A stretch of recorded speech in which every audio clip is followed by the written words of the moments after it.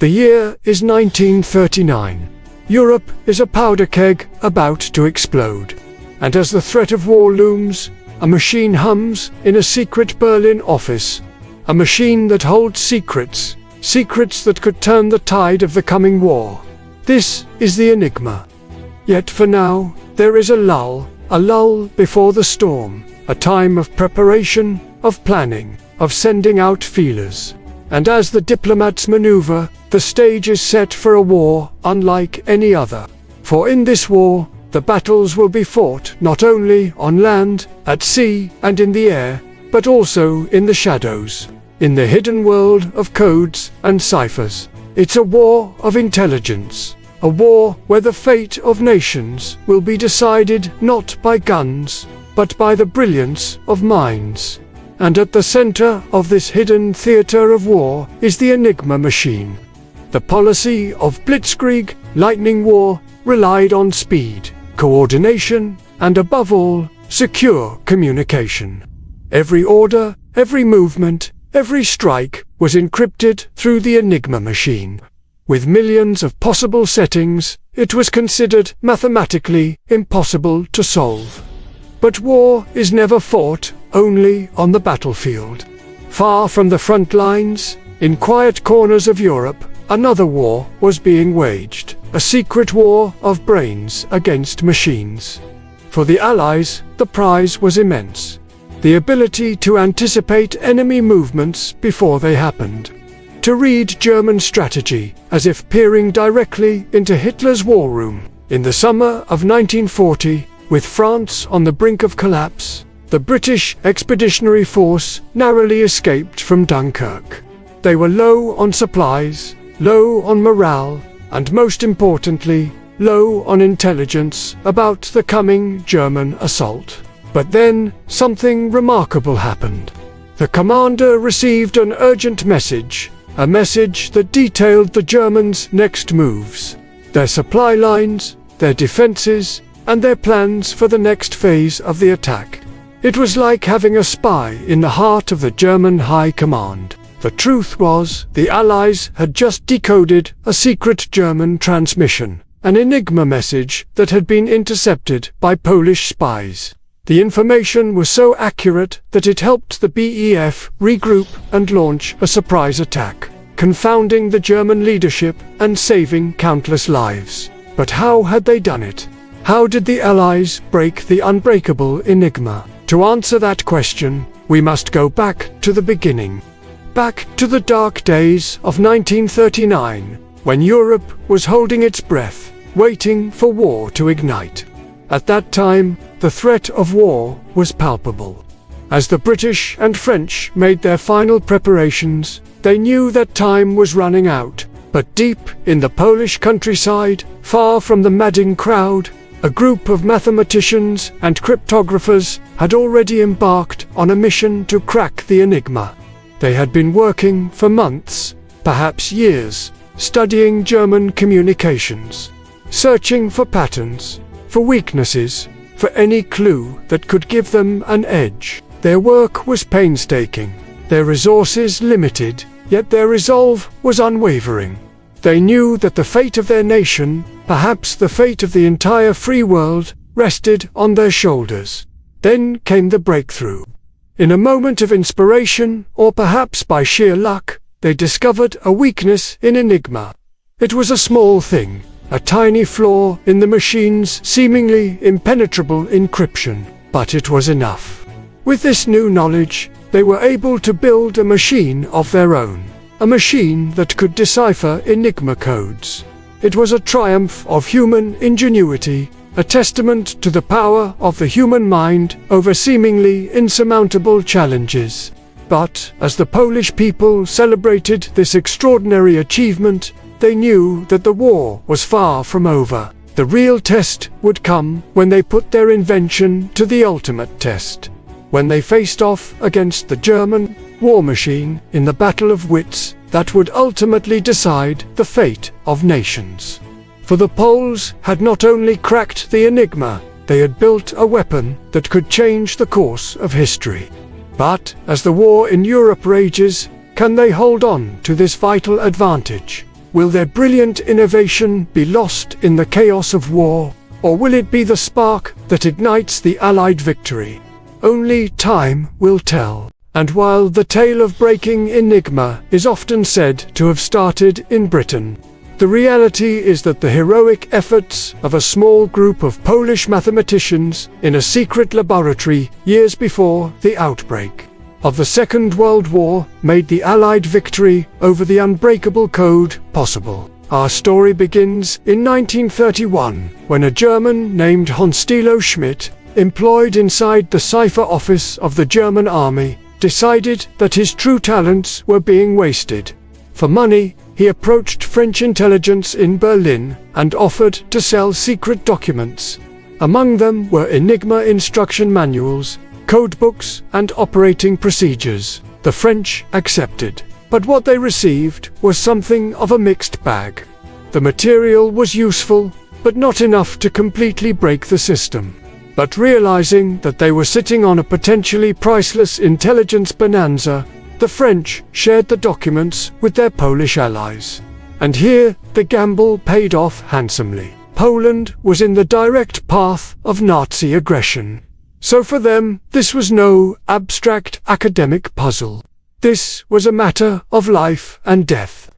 With war looming, Poland's intelligence service recruited 3 brilliant young mathematicians: Marian Rejewski, Jerzy Icke, and Henryk Zagalski. Unlike most codebreakers of the time who relied on linguistics or intuition to try and crack codes, these men brought something completely different to the table. They brought advanced mathematics. They were going to try and crack the unbreakable by applying the newly developed theories of group theory and permutations. It was Rejewski who made the decisive breakthrough, using only fragments of German instructions and the mathematical structure of Enigma. He reconstructed the machine's internal wiring, a feat many thought impossible. By 1933, Polish intelligence could already read a portion of German military traffic. But Rejewski and his colleagues did not rest on their laurels. They built replica Enigma machines. They created ingenious devices to speed up the decryption process and even developed special sheets of perforated paper, later known as Zagalski sheets, to help uncover the daily settings. By 1938, they were reading up to 75% of German intercepted messages. But then disaster struck. Germany upgraded Enigma, adding 2 new rotors that dramatically increased the number of possible settings. Suddenly, the code became unbreakable again, even for the Poles. Faced with the looming threat of invasion, Poland made a bold choice. In July 1939, just weeks before Hitler launched the war, Polish intelligence invited French and British representatives to a secret meeting near Warsaw. There, they revealed their greatest secret, the blueprints of Enigma, their replica machines, and the techniques they had developed. For Britain and France, this was nothing short of a miracle. After years of frustration, they were suddenly handed a head start. The Polish gift would later be remembered as one of the most significant acts of intelligence cooperation in history. Without it, the Allies might never have broken Enigma at all. Thus, on the eve of the greatest conflict the world had ever known, the torch was passed. The Poles had given the Allies the key, but it would fall to Britain and a strange country estate north of London to finish the work. If you want to know more about Bletchley Park and the codebreakers who worked there, check out our series on Bletchley Park and the breaking of Enigma. When Britain received the Polish breakthrough in the summer of 1939, it was clear that a new center for code breaking had to be created, one that could expand the work to an industrial scale. The chosen site was an old Victorian mansion in Buckinghamshire, about 50 miles north of London. Its name would soon become legendary, Bletchley Park. Behind its gates, a secret army was gathering, known officially as the Government Code and Cipher School, or GC and CS, it brought together some of the brightest minds in Britain. Mathematicians, linguists, classicists, chess champions, and eccentric geniuses who in peacetime might never have met. The operation had a cover name: Captain Ridley's Shooting Party, a tongue-in-cheek reference to a group of civil servants who posed as if they were just on a countryside retreat. In truth, they were laying the foundations of one of the most ambitious intelligence efforts in history. At the start, the workforce was small, only around 150 people. The atmosphere was informal, almost academic. Staff joked that GC and CS stood for golf, cheese, and chess society, a nod to the intellectual games and quirky culture that flourished there. But everyone knew that if war broke out, the workload would grow to overwhelming levels.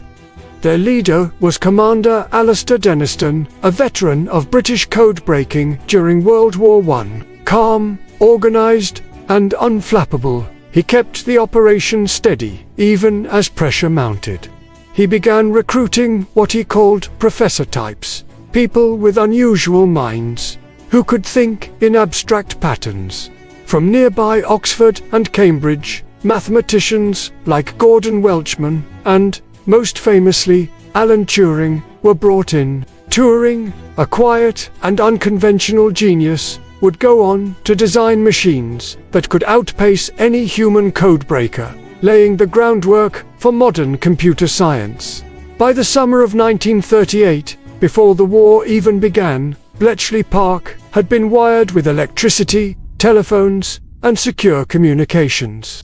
Temporary wooden huts were built on the estate's lawns to house the staff and equipment. These huts would soon become the nerve centers of British intelligence.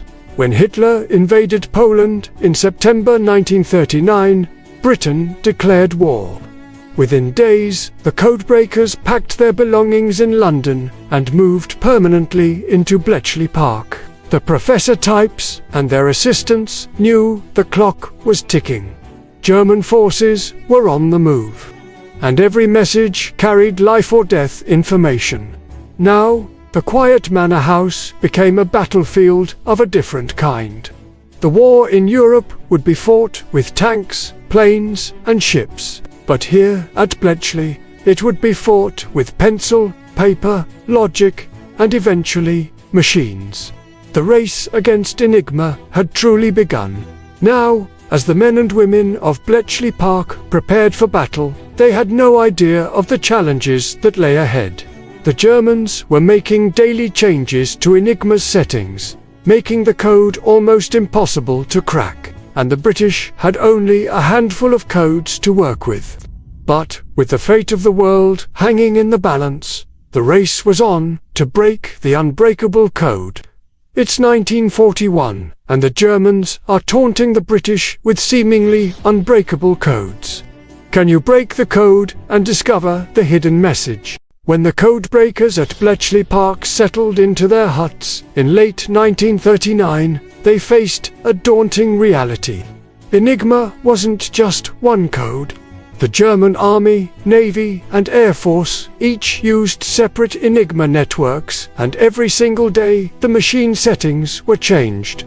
Each new morning, the Germans created a fresh wall of secrecy. To make matters worse, the Enigma machine was designed with layers of complexity. 3 rotating wheels, called rotors, scrambled each letter into another, shifting with every keystroke. A plugboard at the front added yet another level of confusion. The possible combinations stretched into the hundreds of trillions. At first, the Bletchley codebreakers worked by hand. They sat at desks with pencils and graph paper, tracing patterns of letters, testing guesses, searching for weaknesses. It was painstaking, exhausting work, requiring both razor-sharp logic and superhuman patience. Even with the polished insights, success was far from guaranteed. But then came a stroke of genius, and perhaps a bit of human weakness on the enemy's part. The Germans had a procedural flaw. To make sure their messages were received correctly, radio operators transmitted their three-letter message keys twice. That small duplication provided codebreakers with a vital clue, a chink in Enigma's armor. Building on the Polish methods, the British began to exploit these repetitions. By January 1940, they managed to crack their first German Enigma keys. Suddenly, the secret orders of the Wehrmacht and the Luftwaffe were laid bare. For the first time, Allied leaders could read enemy messages almost in real time. But victory was fleeting. Only months later, the Germans tightened their procedures, adding to new rotors and increasing the possible settings. Overnight, many of the Polish-inspired techniques stopped working. Once again, Enigma seemed unbreakable. It was a devastating setback. The Allies had glimpsed the enemy's secrets only to lose them again. For the staff at Bletchley, it was a reminder of the high stakes of their work. Every improvement by the Germans meant more lives lost on the battlefield and at sea. Still, the codebreakers refused to give up. They were determined to find new ways forward. Among them was a young mathematician whose name would one day be remembered across the world: Alan Turing. By the spring of 1940, Europe had fallen under Nazi control. France had fallen. The British Expeditionary Force had barely escaped the beaches of Dunkirk. Soon, it seemed, the whole continent would be at Hitler's mercy.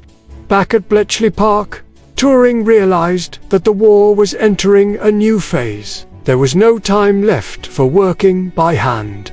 If Enigma was to be broken, it would require something faster than any human, capable of testing combinations at lightning speed.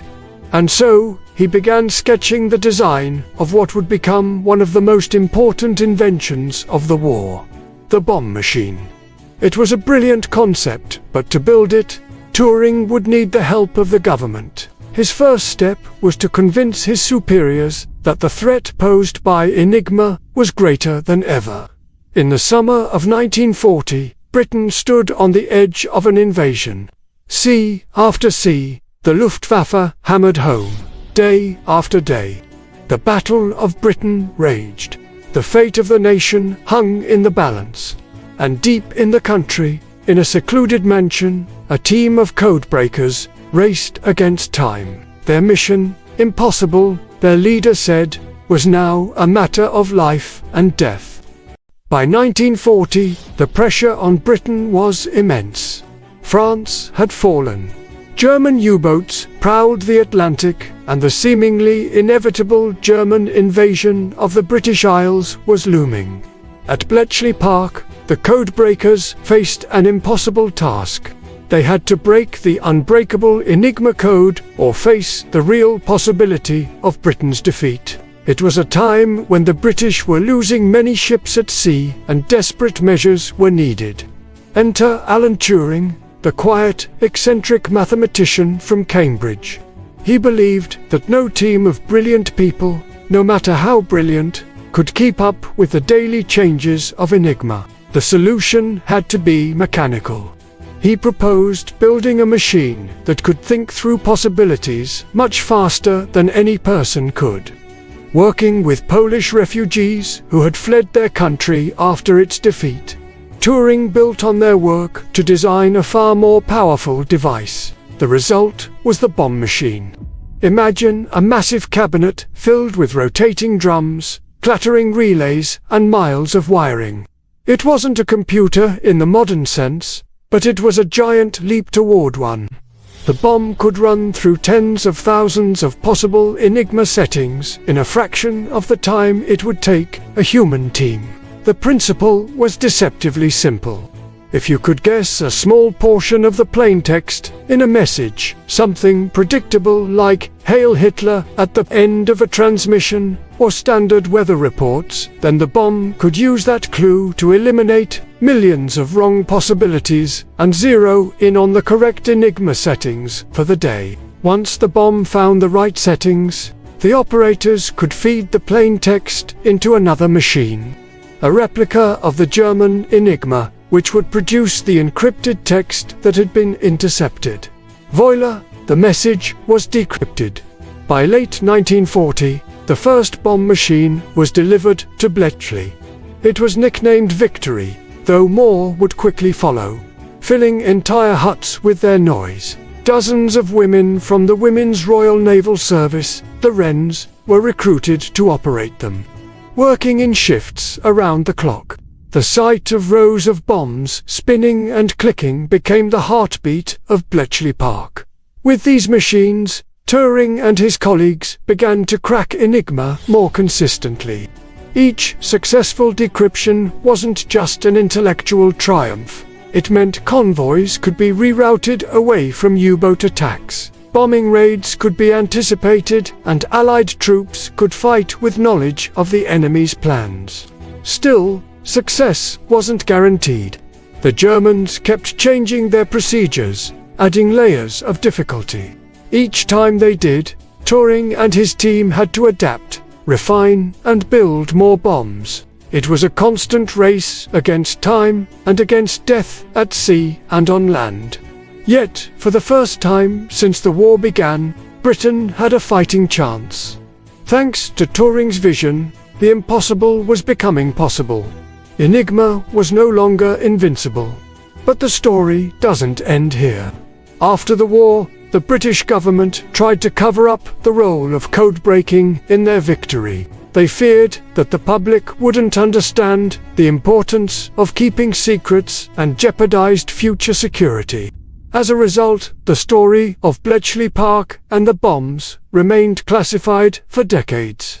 It wasn't until the 1990s that the full story began to emerge, revealing the brilliance of Alan Turing and the thousands of others who worked at Bletchley. Today, Bletchley Park is a museum dedicated to the codebreakers and their vital contribution to our victory in the Second World War.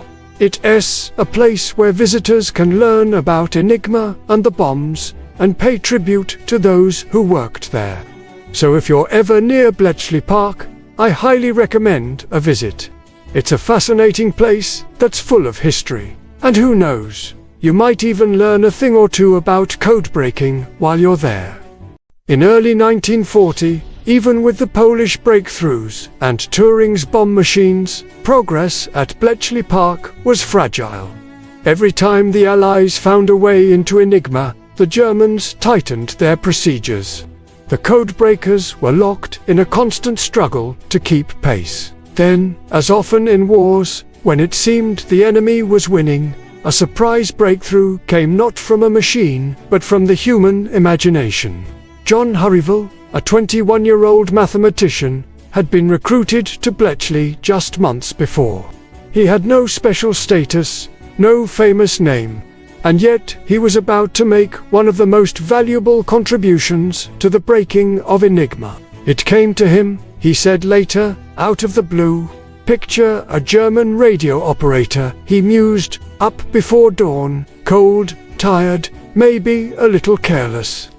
Each day, he had to set his machine to a new starting position for the rotors. Technically, these were supposed to be random. But Herivel reasoned that human beings aren't good at being random. In their haste or fatigue, operators might choose rotor positions close to the default settings, predictable starting points that could be guessed. He tested his hunch mathematically, and soon the team realized that these predictable habits, dubbed the Herivel tip, could sometimes be enough to give them a crucial foothold into Enigma's daily keys. A machine like Enigma was thought to be unbreakable, but its weakness lay not in its unyielding rotors, but in the small, mundane details of its use. By May 1940, this method paid off. Using Herivel's insight, the codebreakers successfully cracked Luftwaffe traffic, unlocking Enigma messages from the German Air Force. The results were immediate and dramatic. The Allies could now track German squadrons in real time, predict raids, and prepare defenses. On May 10, 1940, just days after the first successful decrypts, German dive bombers attacked a British naval base at Scapa Flow, sinking two battleships and damaging several more. But thanks to Bletchley, the Admiralty knew the next day that the Luftwaffe would be coming, giving them time to protect their forces and repair the damage. Within weeks, Bletchley was providing up to 300 messages a day, each a potential lifesaver. As the Battle of France approached, the British public grew more aware of the threat of invasion. On June 5, 1940, a huge force of German bombers began dropping mines in the English Channel, aiming to cut off British and Allied shipping. The next day, Churchill asked if there was anything Bletchley could do to counter this threat. Immediately, Captain Wingate sent out a request for all available resources to be focused on mining operations. By June, Bletchley had 1,500 people working around the clock to break the Enigma codes relating to the mines. By June 10th, they were able to report a breakthrough. Thanks to Herivel's tip, they could read the German naval codes relating to the mines. This gave the Admiralty time to organize and coordinate their response to the mine threat, helping to ensure the continued flow of men and materials across the Channel. It was a triumph for Bletchley, but also for Herivel, whose name had become known throughout the department. He was promoted and given command of Hut 6, responsible for mining traffic. By the end of the war, his work helped to sink some 150 German vessels, including U-boats and supply ships. But why did these simple insights have such a huge impact? Why was it so effective against the supposedly unbreakable Enigma? Because, while the Enigma machine was incredibly complex, its operators weren't always. They were tired and overworked. Sometimes they took shortcuts or made simple mistakes, and these human weaknesses allowed the British to get a foothold into the Enigma system. Once they had that foothold, they were able to exploit it to read entire messages. So what can we learn from this? Even the most sophisticated technology can be defeated by human ingenuity. All it takes is a little creativity and a lot of hard work. This is the story of John Herivel, and how his insight helped to crack the Enigma code. The summer of 1940 brought Britain to its darkest hour. France had fallen. Nazi Germany dominated the continent, and Hitler prepared to launch Operation Sea Lion, the invasion of the British Isles. But first, Germany's air force, the Luftwaffe, needed to destroy Britain's defenses. The stage was set for the Battle of Britain, fought in the skies over southern England. But another battle was raging unseen. A war of wits fought in the quiet huts of Bletchley Park, the home of Britain's codebreakers. For 5 years, they had toiled in obscurity, working to crack the unbreakable Enigma networks used by the German army. But their efforts had almost paid off. Thanks to insights from Herivel and the new bomb machines, they began to read German Air Force communications almost as soon as they were sent. This intelligence was pure gold. It gave commanders in RAF Fighter Command a glimpse into the enemy's playbook. Bletchley's decrypts revealed flight plans, bombing targets, and even the timing of raids. Ground crews had precious minutes to prepare. Pilots scrambled in jets, not in blind defense, but to intercept German squadrons with deadly precision. But it also allowed Britain to wage a new kind of electronic warfare. Armed with advanced knowledge of Luftwaffe operations, British operators could jam or distort German radio navigation signals, sending bombers off course or into carefully prepared traps. The battle was brutal. Cities burned, civilians died, and young RAF pilots fought with staggering courage. They were outnumbered 3-1, but they more than made up for it in skill and determination. By the end of August, German planes were being shot down in greater numbers than they could produce.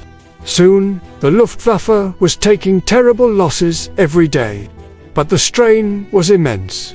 Fighter Command was running out of trained pilots, and the odds were beginning to turn against the British. At the end of August, the Dowding, the commander of Fighter Command, asked for Bletchley to prioritize his requests. He needed to know the location and strength of the German invasion force, the timing of the attack and its location. He needed to know how many troops were coming, what equipment they had, and when and where they would cross the channel. All vital information. The code breakers went into overdrive. As always, it was a race against time. The Germans changed their codes daily and sometimes twice a day. To stay ahead of them, Bletchley had to work faster than ever, and still they delivered. Within days, the decrypts began to arrive. The invasion would begin with a massive aerial bombardment of southeast England. The main assault would come from the beaches around Brighton and Portsmouth. There would be a feint near Liverpool. The timetable was set for September. With this intelligence, Britain was able to deploy its limited resources to maximum effect. Coastal towns were evacuated. Defenses were strengthened in the southeast. Fighter Command was ready. On September, the Luftwaffe launched its final major offensive. It was a huge air battle, the largest of the war. More than 2,000 German planes took part, and yet the RAF was ready. With Bletchley's help, they intercepted every raid, shot down hundreds of bombers, and drove the rest back to Germany. Hitler called off the invasion. The threat of German boots on English soil had passed. The Battle of Britain was won. It was proof that intelligence, patient, painstaking work could turn the tide of war. But as one crisis passed, another loomed on the horizon.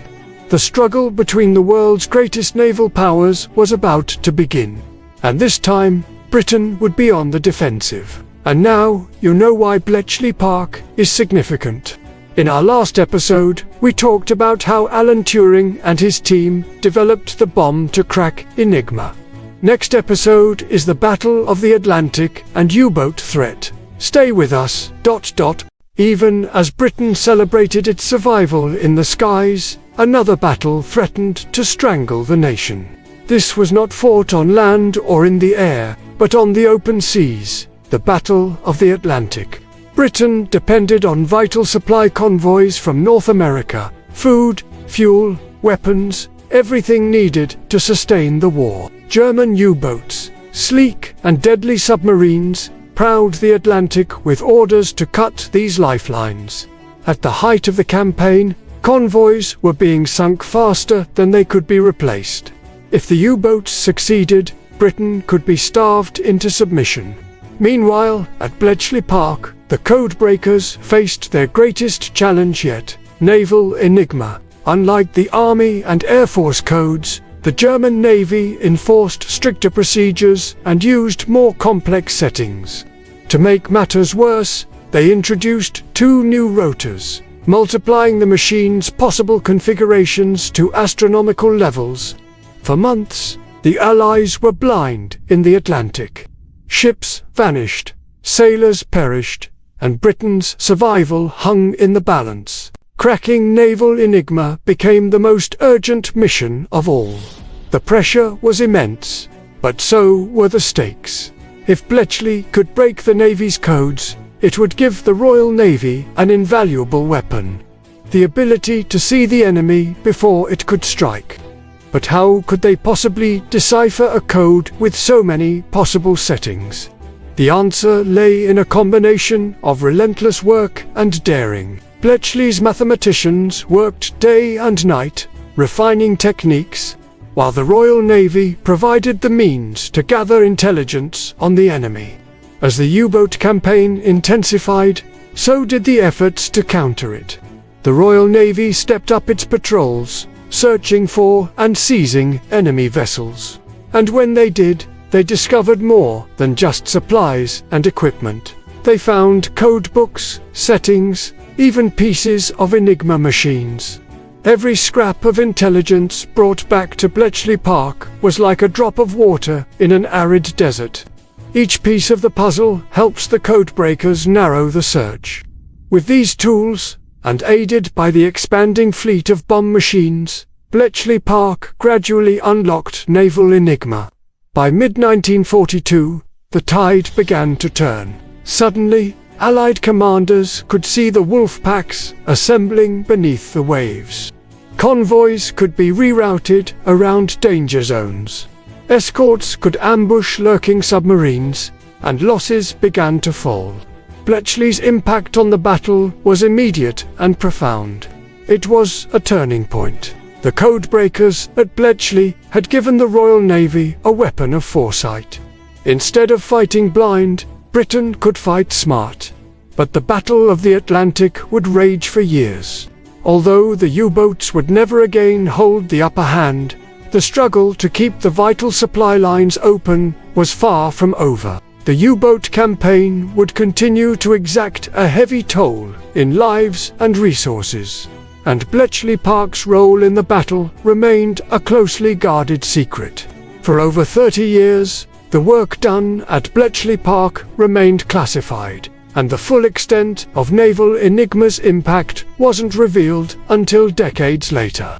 Yet, the story of Bletchley Park is one of triumph against seemingly insurmountable odds. From the darkest days of the Battle of the Atlantic to the pivotal moments when naval Enigma was cracked. This hidden war played out with a cast of characters who remain unsung heroes, their contributions forever shaping the outcome of World War II. So what do you think? How do you think the work done at Bletchley Park impacted the course of World War II? Let me know your thoughts in the comments below. As the war expanded, so too did Bletchley Park. What began as a quiet country estate with just over 100 staff, mostly domestic servants, had by 1945 become a sprawling intelligence factory employing nearly 10,000 men and women drawn from every corner of Britain and across the Commonwealth. The huts multiplied across the estate, each specializing in a different task. Hut 6, for instance, focused on Luftwaffe traffic, while Hut 3 dealt with naval codes. Hut 7 worked on Italian ciphers, and Hut 8 on Japanese. The workload was immense. Hundreds, thousands of intercepted messages poured in every week, each of which needed to be logged, analyzed, and, if possible, decrypted. But this was no one-man or even one-team job.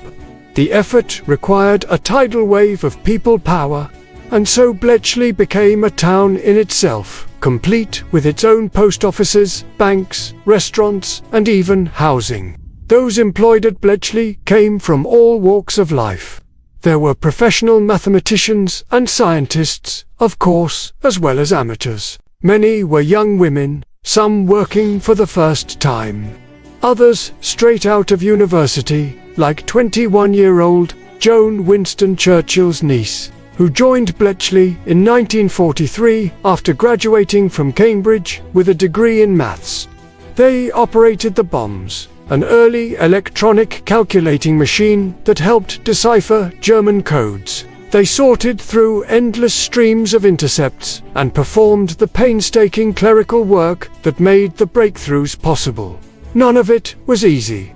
And yet, despite the immense pressure, the sense of secrecy, and the long hours, the women of Bletchley found camaraderie and purpose. Life at Bletchley was intense. Shifts ran around the clock, and the huts buzzed with the noise of typewriters, machines, and constant activity. But there was also laughter, a sense of community, and a shared feeling that they were doing something important, even if they didn't know exactly what that was. As one former codebreaker recalled, there was a sort of feeling that pervaded the place, that it was a bit like being at a university common room.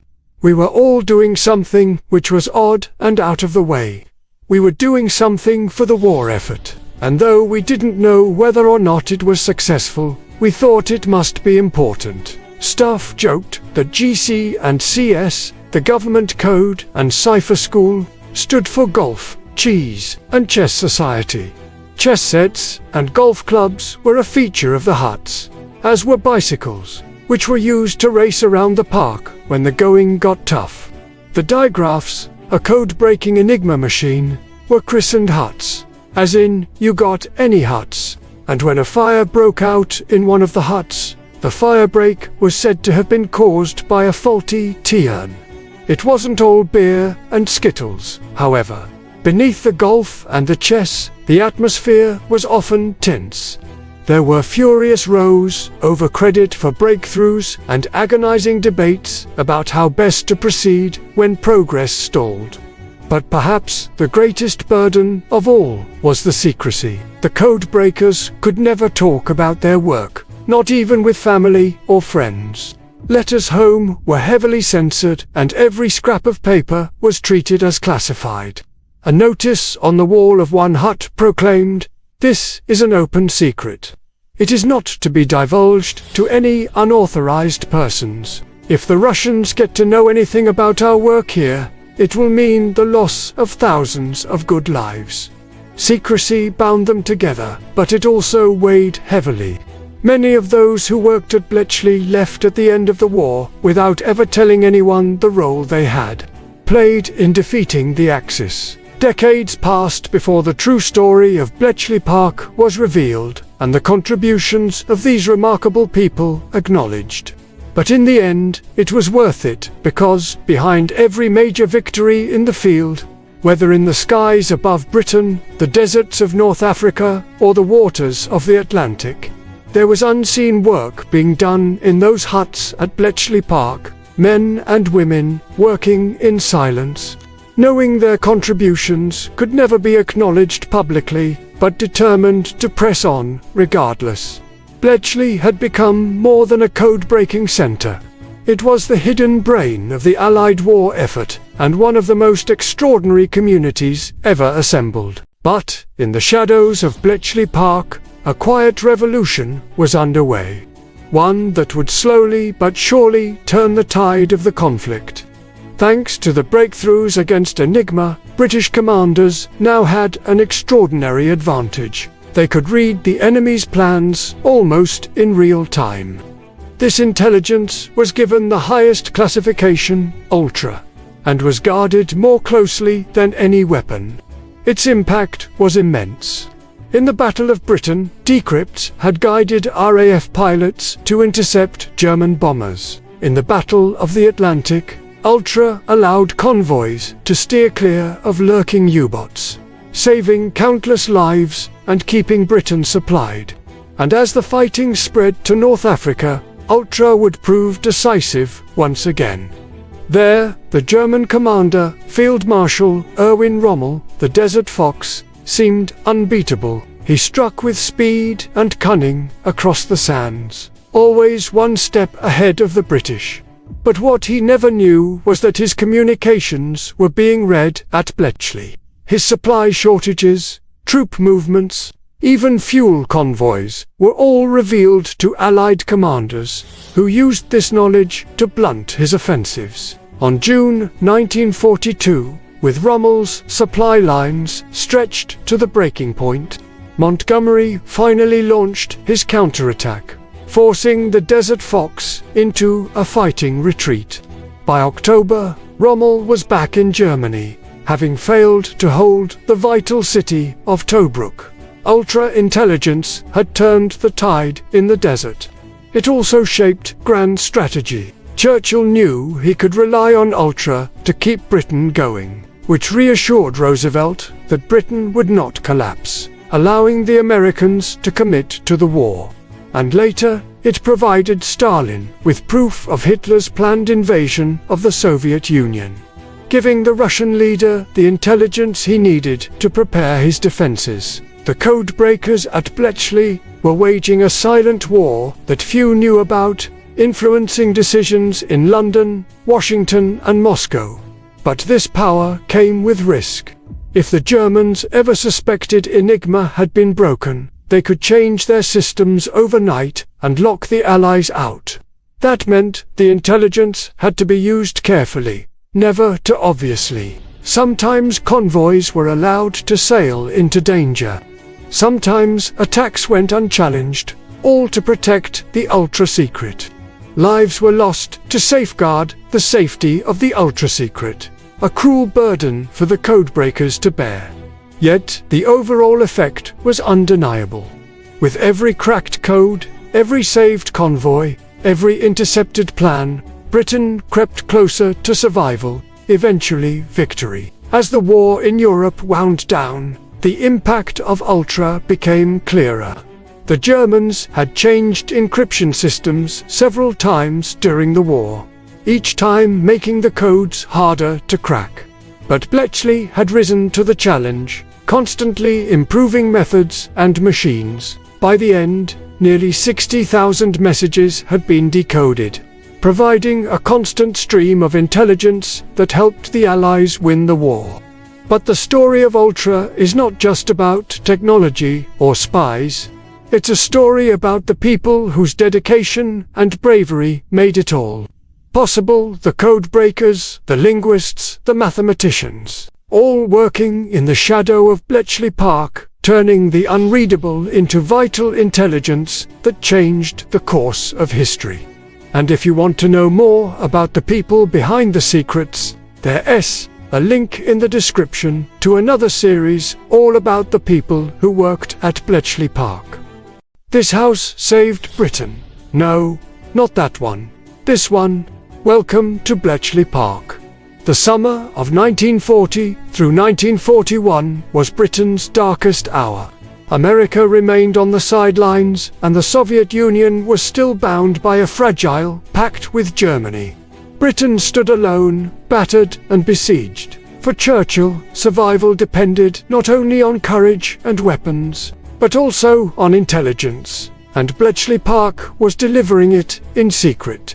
Every day, thousands of intercepted messages poured into the huts, and every day the codebreakers raced to unlock them before they went stale. The stakes could not have been higher. In the Atlantic, the U-boats prowled in wolf packs, threatening to starve the island nation. In the skies, the Luftwaffe pounded British cities night after night in the Blitz. And in the Mediterranean and North Africa, German and Italian forces pressed relentlessly against Britain's thin defenses. But thanks to ultra-intelligence, the Admiralty was able to warn convoys of impending attacks, the RAF of impending raids, and the generals of Rommel's next move. Ultra gave Britain an edge, but it also demanded discipline and sacrifice. So, commanders walked a fine line, acting just enough to save lives, but not so much that the pattern would be noticed. To the public, the victories seemed miraculous. Convoys slipped past U-boats, RAF fighters intercepted raids with uncanny timing, and Rommel's desert campaigns were blunted again and again. Few outside a tiny circle of leaders knew the truth. These miracles were born in the quiet huts of Bletchley, through endless nights of calculation, intuition, and determination. Churchill himself called the work of Bletchley Park his golden goose that never cackled. It produced results of priceless value. Yet it remained silent, secret, and invisible to the world. But the strain was immense. The work at Bletchley was dangerous, exhausting, and deadly serious. Mistakes could cost lives. Success was never guaranteed, and failure was never an option. Those who cracked the codes worked tirelessly, knowing that their efforts could make the difference between victory and defeat. As the war in Europe raged on, the stakes at Bletchley rose higher and higher. With each passing day, the Germans grew more desperate, more inventive, and more ingenious in their use of Enigma. But the codebreakers were undaunted. They worked day and night, fueled by their belief in the ultimate triumph of good over evil. In the end, it was not military force or political will that broke the back of the Nazi war machine, but the quiet strength of the human mind. The story of Bletchley Park is a testament to the power of intelligence and the importance of staying one step ahead of the enemy. It's also a reminder that intelligence isn't just about spies and informants. It's about the unseen heroes who work behind the scenes to keep their country safe. As Churchill said, the work of Bletchley Park was a golden chapter in the history of our intelligence services. But what do you think? How do you think this golden goose impacted the outcome of the war? The last episode is Conclusion: The Legacy of Bletchley Park. By 1945, the war in Europe was drawing to a close. The Enigma had been broken, the U-boat threat neutralized, and Allied armies pushed deep into German territory. But behind every victory lay the hidden contributions of Bletchley Park. The work of the codebreakers shortened the war by as much as 2 years and saved millions of lives. They helped secure the Atlantic convoys, enabled victories in North Africa, guided the invasions of Italy and Normandy, and supported the Red Army on the Eastern Front.